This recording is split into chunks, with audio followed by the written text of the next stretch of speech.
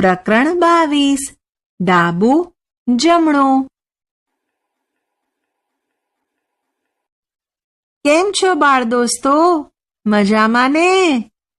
શું મિત્રો તમને ખબર છે કે તમારો ડાબો હાથ કયો છે ને જમણો હાથ કયો છે? ચાલો તે જાણવા આપણે એક પ્રવૃત્તિ કરીએ. પ્રવૃત્તિ જુઓ, અહીં એક હાથનું ચિત્ર આપેલું છે. જોયું ને? હા, હવે કહો તો આ જમણા હાથનું ચિત્ર છે કે ડાબા હાથનું? જમણા હાથનું. ખરું ને? હવે આપણે અહીં ડાબા હાથનું ચિત્ર દોરીશું. ડાબા હાથનું ચિત્ર દોરવા માટે ડાબો હાથ કાગળ પર મૂકીશું અને જમણા હાથે ચિત્ર દોરીશું. બરાબર ને? હા.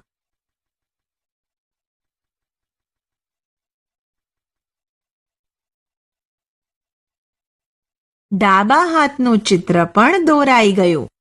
હવે તમને સમજાયું ને કે કયો હાથ ડાબો કહેવાય અને કયો હાથ જમણો કહેવાય? પ્રવૃત્તિ. ચાલો આપણે બીજી પ્રવૃત્તિ કરીએ. આ પ્રવૃત્તિમાં ગીત ગાવાનું છે. તો ચાલો આપણે ગીત ગાઈએ. જમણો હાથ ઊંચો કરો, ડાબો હાથ સામે કરો, બંને હાથ ઊંચા કરો, સાથોસાથ ગોળ ગોળ ફરો. જમણો હાથ ઊંચો કરો, ડાબો હાથ ઊંચો કરો, જમણો હાથ સામે કરો, બંને હાથ નીચા કરો, સાથોસાથ ઠેકડા ભરો. જમણો હાથ ઊંચો કરો. ગીત ગાવાની મજા આવી ને? હવે ચાલો આપણે આવું જ ડાબા હાથનું ગીત બનાવીએ. ડાબો હાથ ઊંચો કરો, જમણો હાથ સામે કરો, બંને હાથ ઊંચા કરો, સાથોસાથ ગોળ ગોળ ફરો. ડાબો હાથ ઊંચો કરો, જમણો હાથ ઊંચો કરો, ડાબો હાથ સામે કરો, બંને હાથ નીચા કરો, સાથોસાથ ઠેકડા ભરો. ડાબો હાથ ઊંચો કરો. હા, ડાબા હાથનું ગીત પણ લખાઈ ગયું. મજા આવી ને? જુઓ અને કહો. હવે હું તમને કેટલાક પ્રશ્નો પૂછીશ. તમારી આગળ શું છે? ધારો કે મેહુલની આગળ રાહુલ બેઠો છે. હા, બરાબર. મેહુલની ડાબી તરફ શું છે? મેહુલની ડાબી બાજુ સચિન બેઠો છે. કઈ વસ્તુઓ રાહુલની પાછળ છે? રાહુલની પાછળ મેહુલ અને બીજા વિદ્યાર્થીઓ છે. રાહુલ કોની ડાબી બાજુ બેઠો છે? રાહુલ નિકિતાની ડાબી બાજુએ બેઠો છે. નિકિતાની જમણી બાજુ કોણ બેઠું છે? નિકિતાની જમણી બાજુ સમીક્ષા બેઠી છે. રાહુલ કોની જમણી બાજુ બેઠો છે? રાહુલ સુનિલની જમણી બાજુ બેઠો છે. તો મિત્રો તમે બધા આગળ પાછળ ડાબું જમણું આ અંગે બરાબર સમજી ગયા. ખરું ને? પ્રવૃત્તિ. ચાલો આપણે એક પ્રવૃત્તિ કરીએ. જુઓ, આ ચિત્રમાં રુચિરા ચિત્રની વચ્ચે બેઠી છે. જોયું ને? અને તેની આજુબાજુ ડાબે અને જમણે કોઈ ચિત્ર આપેલું નથી. બરાબર ને? હા, તો આપણે અહીં રુચિરા જ્યાં બેઠી છે તેની પાછળ પુસ્તક દોરીશું. હા, દોરાઈ ગયું. હવે જુઓ, આ રુચિરાની જમણી બાજુ કહેવાય. ખરું ને? તો આપણે તેની જમણી બાજુ એક ફૂલ દોરીશું. તમને જમણી બાજુની તો ખબર પડી ગઈ. હા, તો જમણી બાજુની સામેની આ ડાબી બાજુ કહેવાય. તો અહીં આપણે ખુરશી દોરીશું. હા, જુઓ, ખુરશી દોરાઈ ગઈ. જુઓ, રુચિરા બેઠી છે, તેની સામેની બાજુ ખાલી છે. તો અહીં આપણે ઝાડનું ચિત્ર દોરીશું. હા, ઝાડનું ચિત્ર પણ દોરાઈ ગયું. પ્રવૃત્તિ કરવાની મજા આવી ને? પ્રવૃત્તિ. મિત્રો, રુચિરાના ઘરેથી શાળાએ જવાનો રસ્તો શોધવામાં મદદ કરો. જુઓ, આ ચિત્ર, તેમાં આ રુચિરાનું ઘર છે અને આ તેની શાળા છે. આપણે રુચિરાને ઘરેથી શાળાએ જવા માટે રસ્તો શોધવામાં મદદ કરીશું ને તેને શાળા સુધી પહોંચાડીશું. જુઓ, રુચિરા તેના ઘરની બહાર ઊભી છે. તેની ડાબી બાજુ તેનું ઘર છે. ત્યાંથી તે થોડું ચાલીને આગળ જશે. ત્યાંથી તે તેની જમણી બાજુ વળી જશે. વળીને થોડું ચાલશે. ત્યાં તેની ડાબી બાજુ એક ઘર આવશે અને ઘરની બાજુમાં હેન્ડપંપ આવશે. ત્યાંથી રુચિરા તેની ડાબી બાજુ વળી જશે. ત્યાં તેની જમણી બાજુ ઝાડ આવશે. ત્યાંથી તે આગળ ચાલશે. ત્યાં બે રસ્તા પડશે. ત્યાં તેની જમણી બાજુના રસ્તા તરફ બગીચો છે. પણ રુચિરાએ શાળાએ જવા માટે બગીચા તરફ જવાનું નથી, પણ તેણે તેની ડાબી બાજુના રસ્તા પર જવાનું છે. ત્યાંથી તે થોડું ચાલશે. ત્યાં રસ્તામાં તેની જમણી બાજુ કૂવો આવશે. ત્યાંથી તે થોડું ચાલશે અને પછી તેની જમણી બાજુ વળશે. ત્યાં તેની ડાબી બાજુ બસ સ્ટેશન આવશે. ત્યાંથી તે થોડું ચાલશે. ત્યાં રુચિરાની જમણી બાજુ ટપાલ કચેરી આવશે અને ડાબી બાજુ હોસ્પિટલ આવશે. ત્યાંથી થોડું ચાલીને એક વળાંક આવશે. ત્યાં તેણે તેની જમણી બાજુ વળી જવાનું. તેની ડાબી બાજુ એક દુકાન આવશે. ત્યાંથી થોડું આગળ ચાલવાનું. ત્યાં તેની ડાબી બાજુ એક ઝાડ આવશે અને તેની બાજુમાં આ રુચિરાની શાળાનો દરવાજો છે. રુચિરા શાળાએ પહોંચી ગઈ. વિચારો અને લખો. રુચિરાના ઘરથી શાળા તરફના રસ્તા ઉપર કઈ કઈ વસ્તુઓ અને જગ્યાઓ આવે છે તેના નામ લખીશું. ઘર કે મકાન, હેન્ડપંપ, ઝાડ, બગીચો, કૂવો, બસ સ્ટેશન, ટપાલ કચેરી, હોસ્પિટલ, દુકાન, ઝાડ. મિત્રો, રુચિરા ઘરેથી શાળાએ જવા માટે નીકળે ત્યારે તેની જમણી બાજુ શું આવે છે અને ડાબી બાજુ શું આવે છે તેની વિગત લખીશું. તેની જમણી બાજુ શું આવે છે? ઝાડ, બગીચો, કૂવો, ટપાલ કચેરી. તેની ડાબી બાજુ શું આવે છે? રુચિરાનું ઘર, ઘર કે મકાન, હેન્ડપંપ, બસ સ્ટેશન, હોસ્પિટલ, ઝાડ, શાળા. રુચિરાની જમણી બાજુ ઝાડ, બગીચો, કૂવો અને ટપાલ કચેરી આવે છે. રુચિરાની ડાબી બાજુ રુચિરાનું ઘર, ઘર કે મકાન, હેન્ડપંપ, બસ સ્ટેશન, હોસ્પિટલ, દુકાન, ઝાડ અને શાળા આવે છે. શોધી કાઢો.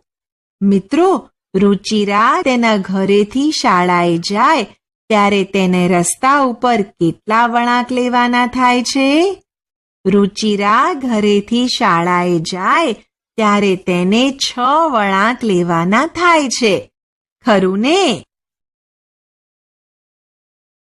જુઓ, અહીં આપેલી નિશાનીને ઓળખો અને તેના નામ લખો. રુચિરાનું ઘર, ઘર કે મકાન, ઝાડ, હેન્ડપંપ, બગીચો, કૂવો, બસ સ્ટેન્ડ, ટપાલ કચેરી, હોસ્પિટલ, દુકાન, શાળા. જુઓ તો આ શાની નિશાની છે? રુચિરાના ઘરની, ખરું ને? હા, અહીં આપણે રુચિરાનું ઘર લખીશું. હવે જુઓ આ નિશાની, તો અહીં શું આવેલું છે? ઘર કે મકાન, બરાબર ને? હા, અહીં આપણે ઘર કે મકાન લખીશું. આ નિશાની શાની છે? ઝાડની, ખરું ને? હા, તો અહીં આપણે ઝાડ લખીશું. હવે જુઓ આ નિશાની શાની છે? હેન્ડપંપની, બરાબર ને? તો અહીં આપણે હેન્ડપંપ લખીશું. આ નિશાની જુઓ શાની છે? બગીચાની. હા, તો અહીં બગીચો લખીશું. હવે બગીચામાંથી આગળ જતા અહીં આ શાની નિશાની છે? કૂવાની, માટે અહીં આપણે કૂવો લખીશું. આ નિશાની જુઓ.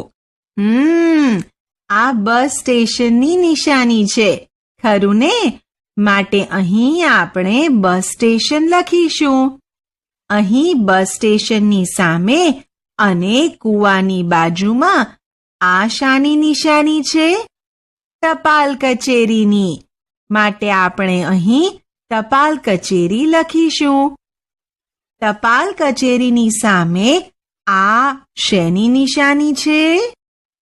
હોસ્પિટલની, માટે આપણે અહીં હોસ્પિટલ લખીશું. આ નિશાની શાની છે? દુકાનની, બરાબર ને? માટે આપણે અહીં દુકાન લખીશું. અને તેની આગળ છેલ્લે આ નિશાની શાની છે? શાળાની. હા, છેલ્લે અહીં આપણે શાળા લખીશું. બધી જ નિશાનીઓના નામ લખાઈ ગયા. શું મિત્રો તમે કહી શકશો આ નિશાનીઓ શા માટે ઉપયોગમાં લેવાય છે? આ નિશાનીઓ કોઈ ચોક્કસ ચિહ્ન દ્વારા આપણને માહિતી આપે છે, માટે આપણે આ નિશાનીઓનો ઉપયોગ કરીએ છીએ. ઉદાહરણ તરીકે આ ચિહ્ન આપણને કહે છે કે અહીં દવાખાનું કે હોસ્પિટલ છે. મોટા ભાગે આ ચિહ્ન હોસ્પિટલ કે શાળા પાસે દોરેલું હોય છે, જે દર્શાવે અહીં હોર્ન મારવો નહીં. આ ચિહ્ન આપણને કહે છે કે અહીં પાર્કિંગ કરવું નહીં. આ ચિહ્ન દર્શાવે છે કે અહીં ધૂમ્રપાન કરવાની મનાઈ છે. આમ જુદા જુદા ચિહ્નો અને નિશાનીઓ ચોક્કસ ચિહ્ન દ્વારા આપણને કંઈક કહે છે, અને તે ચિહ્ન જોઈને આપણે સમજી જઈએ છીએ કે ચિહ્ન શું સૂચવે છે, માટે આપણે તેનો ઉપયોગ કરીએ છીએ. મિત્રો, શું તમે નકશા વિશે જાણો છો? ચાલો હું તમને કહું. નકશો. નકશો એટલે પૃથ્વીના કોઈ પણ ભાગનું કાગળ પરનું આલેખન. નકશો આપણને જે તે પ્રદેશની માહિતી પૂરી પાડી શકે છે, અને તેની મદદથી ઘણી બધી બાબતો જાણી શકાય છે. પ્રવૃત્તિ. હવે ચાલો આપણે એક પ્રવૃત્તિ કરીએ. આપણે રુચિરાના ઘરથી શાળા સુધીનો નકશો જોયો, અને તેમાં આપણે રુચિરાને તેના ઘરેથી શાળા સુધી પહોંચવામાં મદદ પણ કરી. આપણે આ નકશામાં જુદી જુદી વસ્તુઓ માટેની નિશાનીઓ જોઈ, ખરું ને? તો અહીં પણ રુચિરાના ઘરથી શાળા સુધીનો નકશો આપેલો છે. આપણે આ નકશામાં પહેલા દર્શાવેલ નિશાની કરતાં અલગ આપણે બનાવેલ નિશાનીઓ મૂકવાની છે. આપણે અહીં નકશામાં જ નિશાની બનાવીશું. નિશાની માટેની સૂચિ, રુચિરાનું ઘર, શાળા, 2-3 માળની બિલ્ડિંગ, મેદાન, વૃક્ષો, પોસ્ટ ઓફિસ, વૃક્ષ, હોસ્પિટલ, બસ સ્ટોપ, કૂવો, દુકાન, દરવાજો, ઘર. જુઓ, અહીં રુચિરાનું ઘર આવેલું છે, બરાબર ને? તો અહીં આપણે ઘરનું ચિત્ર એટલે કે નિશાની બનાવીશું. હા, નિશાની બની ગઈ. હવે તેના ઘરેથી આગળ જઈને જમણી બાજુ વળે ત્યાં ડાબી બાજુ એક ઘર આવેલું છે, બરાબર ને? તો અહીં આપણે ઘરની આ નિશાની બનાવીશું. હવે અહીં ડાબી બાજુ વળીને જમણી બાજુ આ વૃક્ષની નિશાની બનાવીશું. હા, બની ગઈ. બરાબર છે ને? હવે અહીં બગીચાનો દરવાજો હતો, ખરું ને? માટે અહીં આપણે દરવાજાની નિશાની બનાવીશું. દરવાજો બની ગયો. ત્યાંથી ડાબી બાજુ જતા અહીં જમણી બાજુ આપણે કૂવાની નિશાની બનાવીશું. હા, બની ગઈ. હવે કૂવાની બાજુમાં આપણે પોસ્ટ ઓફિસની નિશાની બનાવીશું. હા, પોસ્ટ ઓફિસની નિશાની પણ તૈયાર થઈ ગઈ. અહીં કૂવાની સામેની બાજુ બસ સ્ટેશનની નિશાની બનાવીશું. બસ સ્ટોપની નિશાની પણ બની ગઈ. બસ સ્ટોપથી આગળ અહીં હોસ્પિટલ આવેલી છે, ખરું ને? હા, તો અહીં આપણે હોસ્પિટલ માટે બનાવેલ આ નિશાની બનાવીશું. બની ગઈ. હવે ત્યાંથી જમણી બાજુના વળાંક પાસે અહીં આપણે દુકાનનું ચિહ્ન બનાવીશું. હા, દુકાનનું ચિહ્ન પણ બની ગયું. દુકાનની બાજુમાં આપણે વૃક્ષનું ચિહ્ન બનાવીશું. હા, થઈ ગયું. હવે અહીં આપણે શાળાનું ચિહ્ન બનાવીશું. શાળાનું ચિહ્ન પણ બની ગયું. આપણે બનાવેલી નિશાનીઓ આપેલા નકશામાં મુકાઈ ગઈ. પ્રવૃત્તિ. ચાલો આપણે એક પ્રવૃત્તિ કરીએ. જુઓ, અહીં કેટલાક શબ્દો આપેલા છે. આપણે તે માટેની નિશાની દોરીશું. ઝાડ, ઘર, મકાનનું ચિત્ર, શાળાનું ચિત્ર, દવાખાનું, દૂધની ડેરીનું ચિત્ર, પોસ્ટ ઓફિસ, ચર્ચ, મંદિર. જુઓ, અહીં ઝાડ લખેલું છે. આપણે ઝાડની નિશાની દોરીશું. દોરાઈ ગઈ. હવે ઘર લખેલું છે. ઘરની નિશાની દોરીશું. ઘરની નિશાની પણ દોરાઈ ગઈ. હવે મકાન લખેલું છે, બરાબર ને? અહીં આપણે મકાનની નિશાની બનાવીશું. શાળા લખેલું છે. અહીં આપણે શાળાની નિશાની બનાવીશું. હા, બની ગઈ. હવે દવાખાનું લખેલું છે. અહીં આપણે બેડની નિશાની બનાવીશું. બની ગઈ. હવે આપણે અહીં દૂધની ડેરીનું ચિહ્ન બનાવીશું. હા, બની ગયું. હવે પોસ્ટ ઓફિસ લખેલું છે, તો અહીં આપણે પોસ્ટ ઓફિસની નિશાની બનાવીશું. આહા, બની ગઈ. હવે જુઓ, 2 ખાના ખાલી આપેલા છે, બરાબર ને? તો ત્યાં આપણે કઈ નિશાની બનાવીશું? અહીં નીચે આપણે ચર્ચ લખીશું અને અહીંયા ચર્ચની નિશાની બનાવીશું. હા, એ પણ નિશાની બની ગઈ. હવે અહીં છેલ્લા ખાનામાં આપણે મંદિર લખીશું અને અહીં મંદિરની નિશાની બનાવીશું. અહીં આપણે દરેક શબ્દો માટેની નિશાનીઓ બનાવી. વાંચો અને લખો. જુઓ, અહીં એક નકશો આપેલો છે અને તે નકશામાં કેટલીક નિશાનીઓ પણ આપેલી છે અને તેની બાજુમાં શેના માટે કઈ નિશાની વપરાય છે તેની વિગત પણ આપેલી છે. બરાબર ને? તો અહીં આપણે નકશાના આધારે કેટલીક વિગત લખીશું. નકશામાં કેટલા ઘર છે? નકશામાં 4 ઘર છે. નકશામાં કેટલી દુકાનો છે? નકશામાં 1 દુકાન છે.